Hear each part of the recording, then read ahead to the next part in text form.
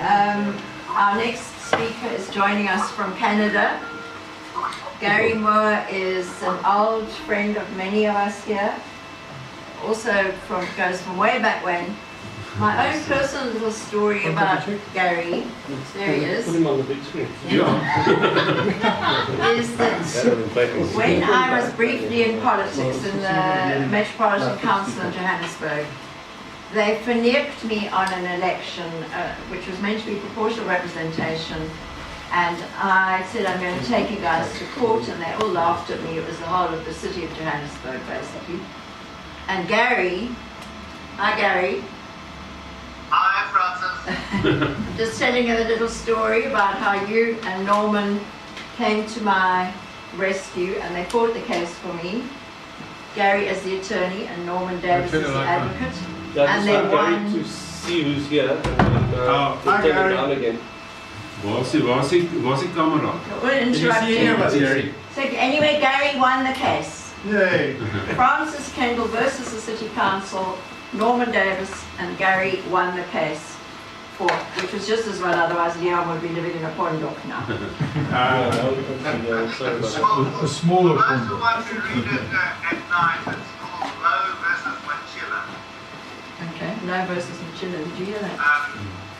Francis Kendall Lowe versus Colin Machilla, who is then the chairman or the mayor or something of the chief executive of the Metro Council. Okay, Gary, can we switch the lights off, guys? We're going to darken. Now we can see you and we can hear you. Anyway, using the big speakers. If you'd like to get going, that would be great. So, shall I begin? Yes. Okay, thanks everybody.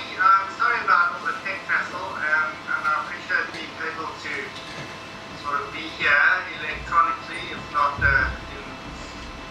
the flesh. My presentation is, as you can see, called Patently Obvious, and it's about patent rights, intellectual property rights generally. Are they property rights, really? Sorry, Gary. Gary, Monopoly. we can't see your slides. I think you must just do that screen sharing thing again. That there. Hard to see from here.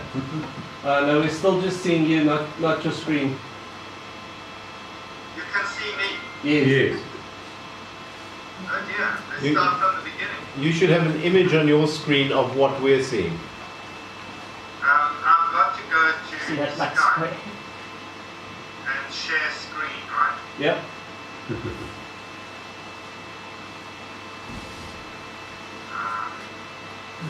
It's 1997 all over. Where am I?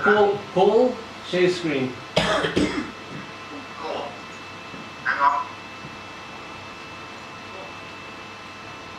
Okay.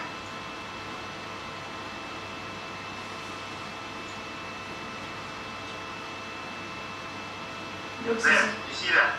Coming. Just give it a second.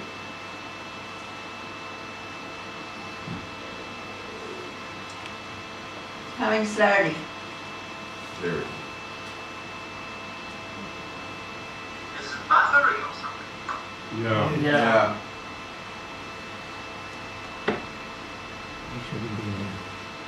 You've got to tell the authorities at Orania that they must get broadband.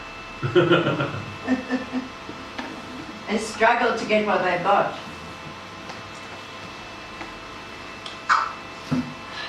Stephen, what internet link are you using at the moment? Vodacom 3G. Aren't we using the Because Iranian? I've got a Couldn't get it link available Couldn't get it to work. in here at the moment. I don't know if you want to try Yeah, I must say the Vodacom was perfect all morning. Yeah. It worked fine.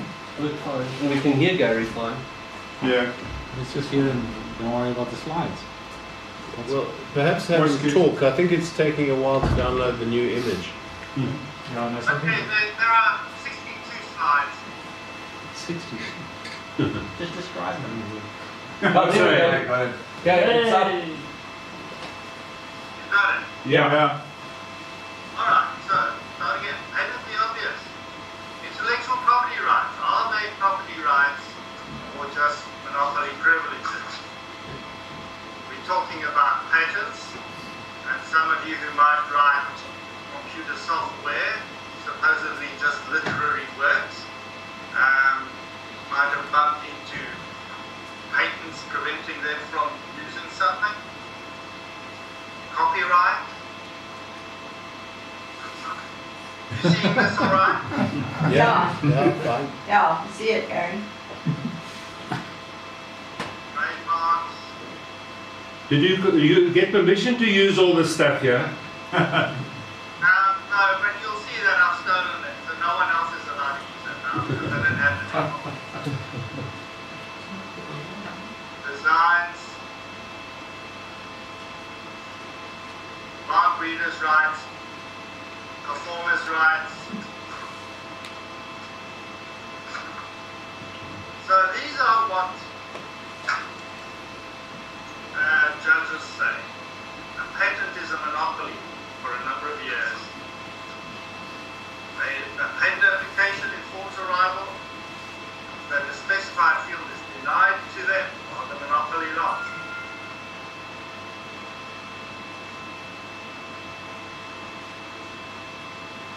Essentially, it's a monopoly privilege.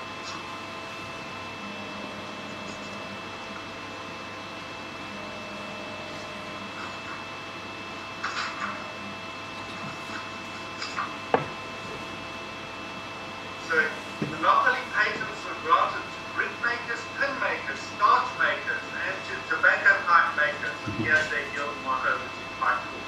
Let brotherly love complete. Anyone who knows the Old Testament.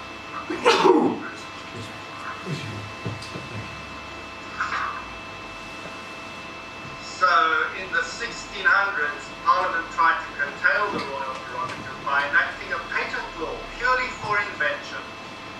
And it was called the Statute of Monopoly. Essentially, these so-called intellectual property rights are not, in their principal features, property rights. They are monopoly privileges. And take the Competition Act, that prohibits abuse of a dominant position, such as by exercising a monopoly power in the so-called market. But you can get a patent exemption from this Competition Act prohibition against monopolizing the market.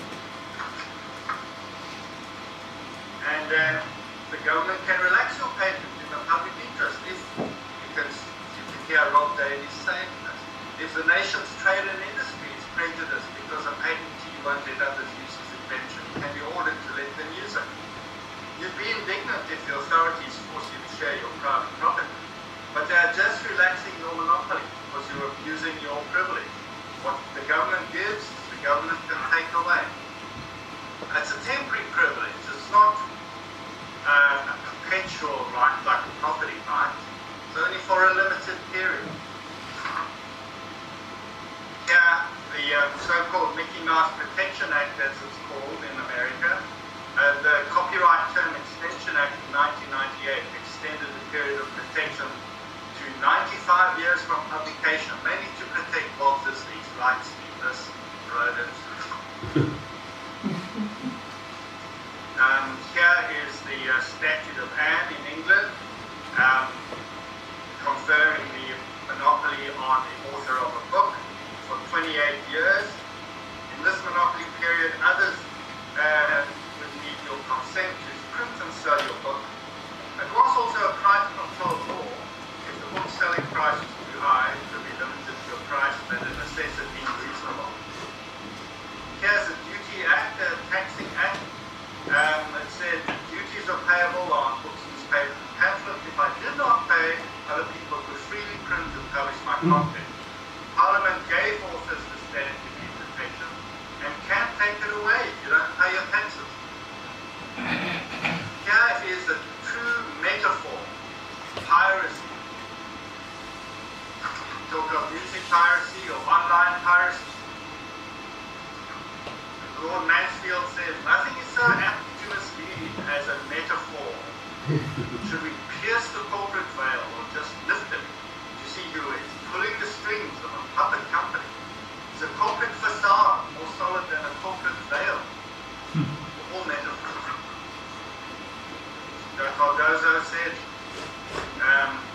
therefore started divisive, liberating thought, but again, often by enslaving it.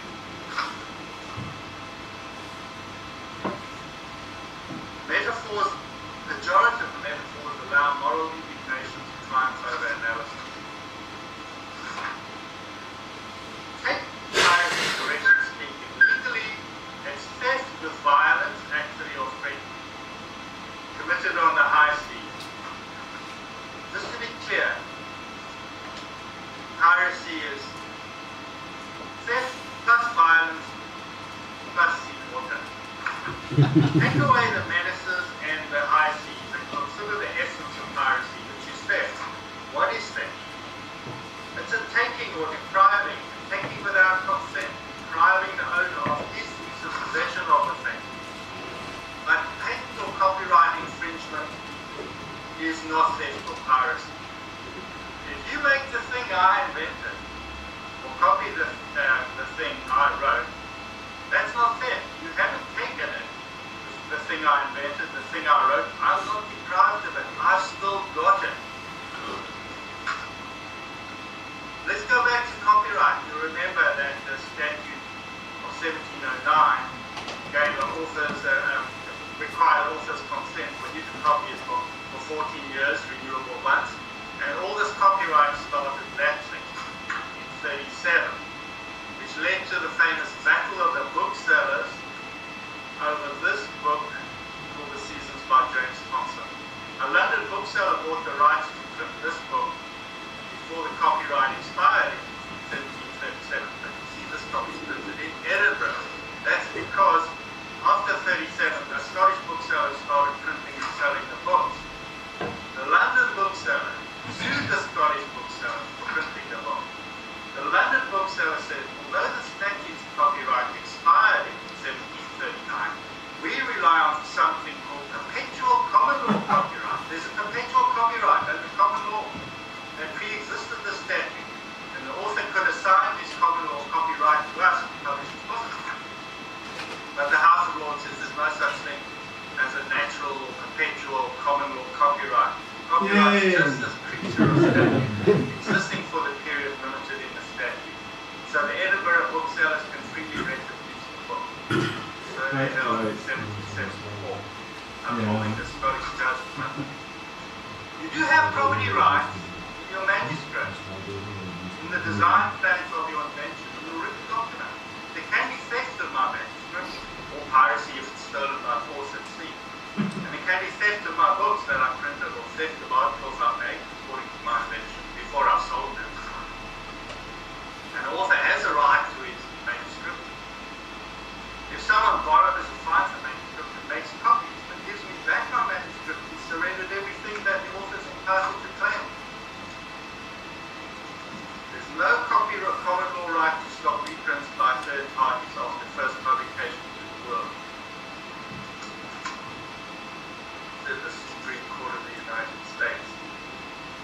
An inventor does not need to get a patent to make what he invented. He's free. Are you still there? Yes. Okay. The inventor is free to do that without getting a patent registered. Let us patent not give the inventor the right to manufacture. Got that freedom already on day one. As soon as he sees that his prototype works, he can go right ahead and make as many as he wants. No one can stop him, but neither can he stop anyone else. A patent's purely negative. What it confers is the privilege of excluding others. The power is to prevent copying. It's just a monopoly privilege. The Patents Act, the Designs Act, and the others all say that holders of patents, registered design, assign them to other people. Because these privileges are sellable, to that extent, they are a kind of property. But to employ this incidental feature of monopoly privileges that they can be bought and sold, as their descriptive term property rights, is intellectual dishonesty. This thoughtful chap said, in the field of such privileges as patent, slavish application of the concept of property has done much to foster monopoly.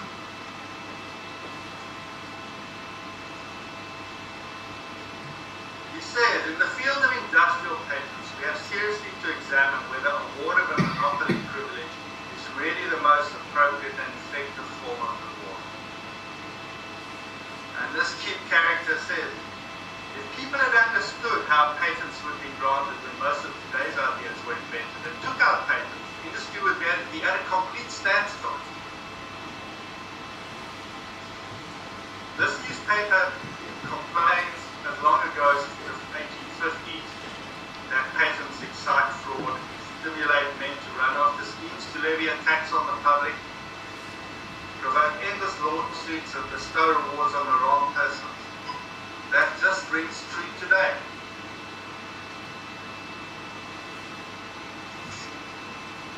You'll see at the top left of this slide is a red rectangular logo.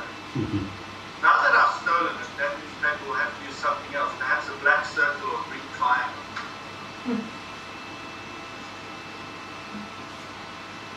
Some economists at the Reserve Bank pointed out that in countries with patents, the initial eruption of innovations leading to creation of a new industry is seldom or never born out of patent protection. It is the fruit of highly competitive and cooperative environments.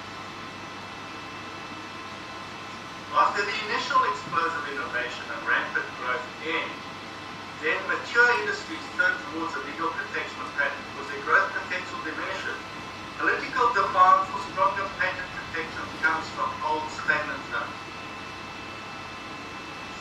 They say this: abolish patents, etc. by strong constitutional measures and find other legislative instruments less open to lobbying and rent seeking to foster innovation. If there is clear evidence of market failure, so they say, you can have it in the Bill of Rights. You can say, there shall be no restriction of the free use of new developments in industrial technology unless justifiable in an open, democratic, blah, blah, blah, blah.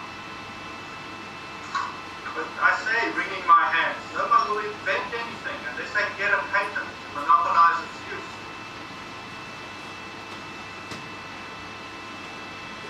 But German pharmaceutical companies produced more innovations before the 1960s than British ones.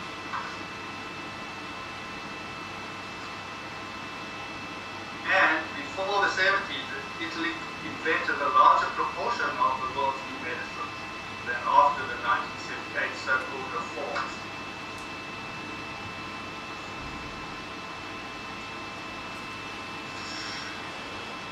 We can look at this sort of thing now with blue eyes.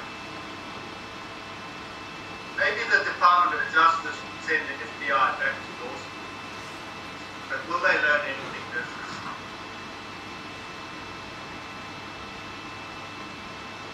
We might not all agree with everything I've said. We might own some so-called intellectual property right things ourselves, or render services for others, securing or defending theirs. We should probably carry on doing so, but with tongue-in-cheek, holding our nose, crossing our fingers, and keeping what I said within these four walls, speaking metaphorically.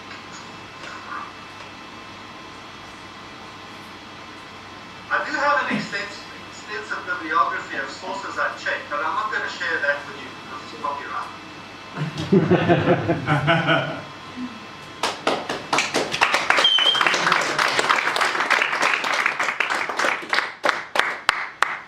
Okay, come back to us, Gary, and we'll ask you some questions. You see me? Click on your picture on your You screen. need click on your picture, your photo. I've got a camera operating here, but now video's off, now it's on. We can see you, but Just- you're very small. And because, yes, Just- You're very, Just- you're very small. switch on the lights as well. Just click on your picture. We're seeing your screen. You should just be able to click on your picture. Oh, no, we see That's better. us. Now I can see you. He's fine. That's a fine group of people. In fact, Gary, I think if you just stop the screen sharing, because we're seeing your face, but on the webcam, so just end the screen sharing. Maybe he wants to see us. Was that on Yeah, we don't need to see us. Yeah, on We don't need Skype. to see ourselves. We want to see it. Yes. So, Just wondering how fast this is. Sharing Perfect. On your screen. If it's your screen. Can you see us now? Yes. Yes, but he sees it in the bottom left. Just give me a pencil so I can fill questions. Did you throw my pen away? You can't write on the I'm screen. somewhere, but I'll touch it. Okay, who wants to go first? Leon? Okay, you go. Yes, Gary, the one thing you didn't mention is contract as a basis for what's called intellectual property, and it often seems to me adding the word intellectual generates needless confusion. Let's say I make a widget, and it's my widget physically. Now, nobody can do anything with my widget to which I do not give consent, to which I do not agree. I can destroy it, and if I, for example, alienate the widget to you on the basis that you can use it only on Thursdays, but no other time, and you can use it only to herd kittens, then that is all you can do with my widget, and no one else can do anything with my widget. So, for example, if you throw my widget in the rubbish bin, no one can acquire a right to my widget that I have not granted. So, for example, let's just say, can you agree with that so far? Except the last bit, once you've abandoned it in the rubbish bin. No, but I find haven't. it there. I don't have a contract with you. No, but I haven't. I have not alienated the right to anyone to do anything with my widget. So if they find it in a rubbish bin, they have no more right to it than they do if they find my cell phone on a park bench by mistake. Well, everything is correct. I agree with you that things like contract and confidentiality and the fiduciary duty of employees to maintain their company's secret know-how and confidential and so forth can be used to maintain a certain level of proprietary interest in something genuinely proprietary. But once my purchaser has used the widget I made and abandoned it in the rubbish bin, and I find abandoned goods there, they can become mine. I can do what I like with them. Even if that buyer didn't abandon them in the rubbish bin, but just left them in his house, someone else borrowed it, took it apart, worked out how it was made, put it back together again, and gave it back, then reproduce the article in his own room. I don't think that my contract with my initial buyer will extend to a third party like that, and he's hasn't stolen it. Okay, but then we've got a very serious contract law issue here, which is that you saying people can acquire rights to my property which I have not given them. So, for example, if I'm a Jewish Muslim, and there are many of them around, and I make a bakkie, and I say nobody may carry pigs in this bakkie. That's it. It's my bakkie, and no one may carry pigs in it. If you make another I'm bakkie, not saying, yes, sorry, I have then surely that applies in perpetuity to my bakkie. How does somebody get the right to carry pigs in it without me agreeing to that? It's another bucket. I'm not acquiring any rights to your property. Your property is your property. Okay. Now, if I say nobody may dismantle my bakkie and replicate it, does that also apply contractually? Forget about intellectual property rights. Is that a constraint on all other human beings? Say that, and you can say that and scream and jump up and down as much as you like. But if it's been made known to all the world, and I don't take your property, your little widget is still your little widget, but then I make widgets of my own that look like yours and work like yours and are in fact a copy of yours. I haven't taken your property and I have no contract with you. Now, okay, but the problem, you're still not getting to this, and it frustrates me immensely. My piece of property, nobody may dismantle it. Can we agree with that? Nobody's allowed to dismantle my widget without my consent.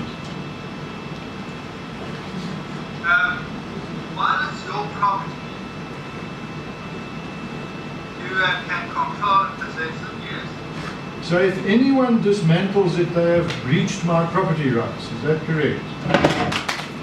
So, that's a legal logic. To say anyone comes along and dismantles my property. Yes, they might have violated your property rights, that they've interfered with the thing you own, but if they give it back good and whole, you might get nominal damages for having lost, for having not had it for 5 minutes or however long it takes Toyota to take apart the Land Rover Series 1, see how it works. It seems to me you're ducking the basic question of nobody getting the right to do something with what's mine.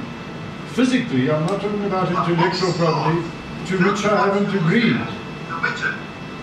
My widget. I said my widget, and the only thing anyone else on planet Earth is permitted to do with my widget is to use it to herd cats on Saturday.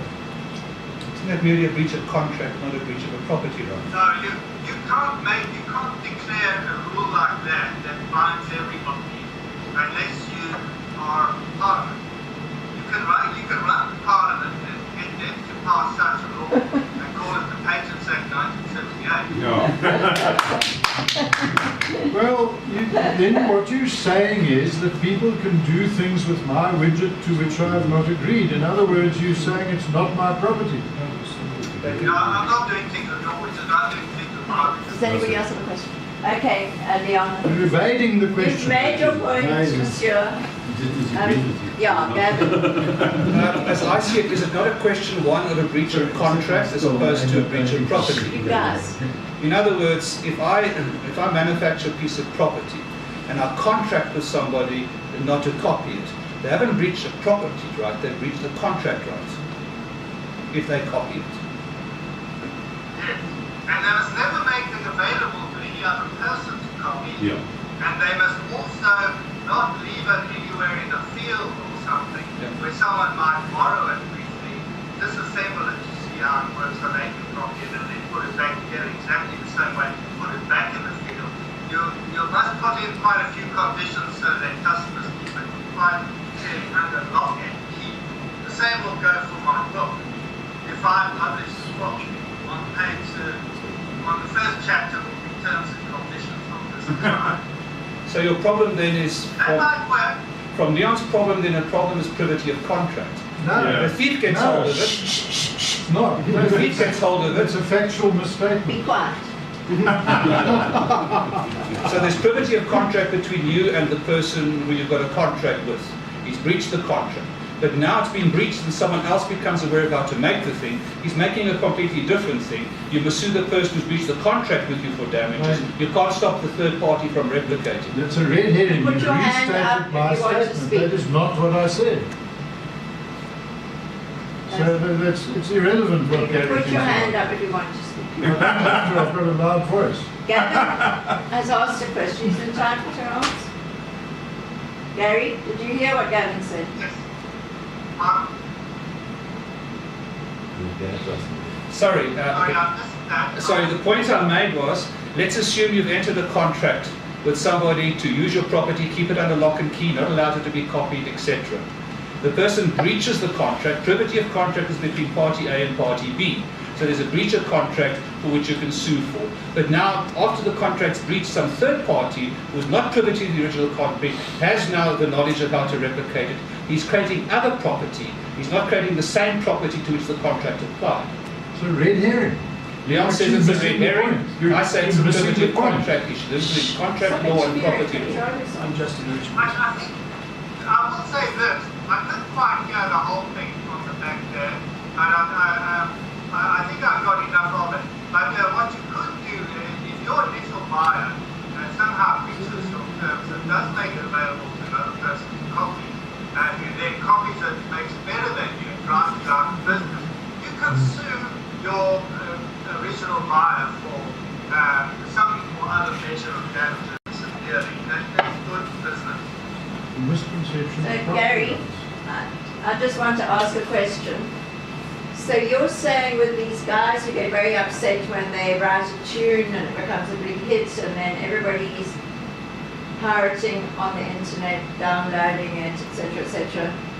It's tough shit. They've got to find another way to solve the problem.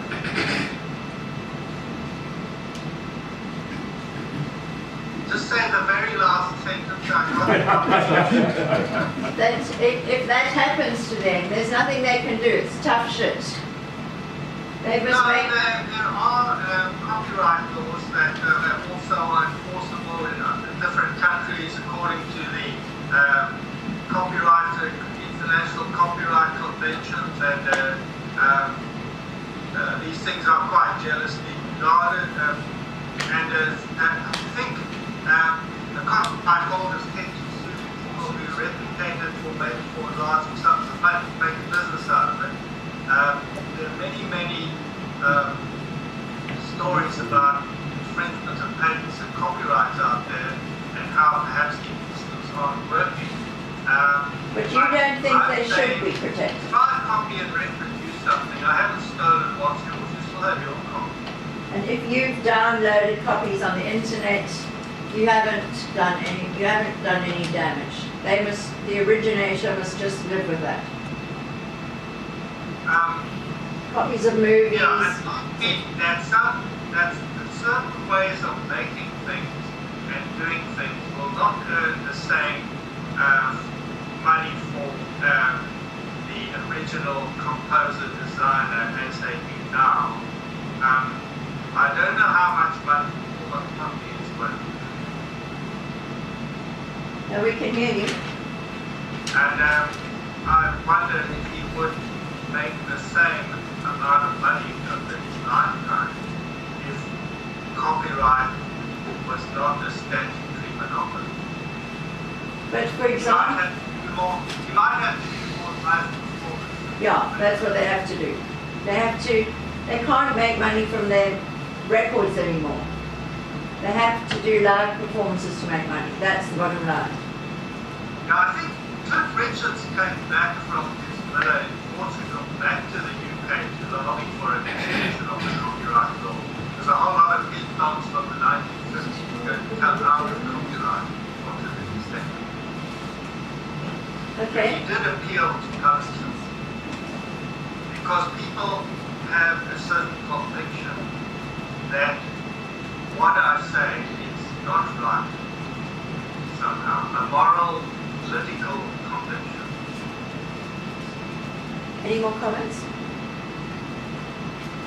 Okay, well, surprisingly enough, these people seem to have dried up. Well, can I make some more? No, Media hasn't answered the question. No, you can't bully him. Gary? I will defend to the death is right. Yeah.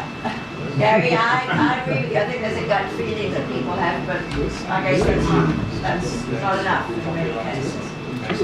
I just want to thank you very much for joining us. It's been great to see you. And wish you the best of luck in Australia. Yeah. I hope you got a good price for your house. That was sold yesterday. Oh, great. And I'm sure you're going to be much warmer in Oz. Thank you. We're looking forward to it. Yeah. Okay.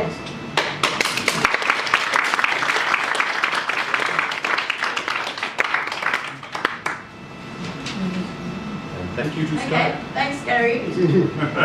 Yeah. Have a great Thanks a lot. weekend. Okay, guys.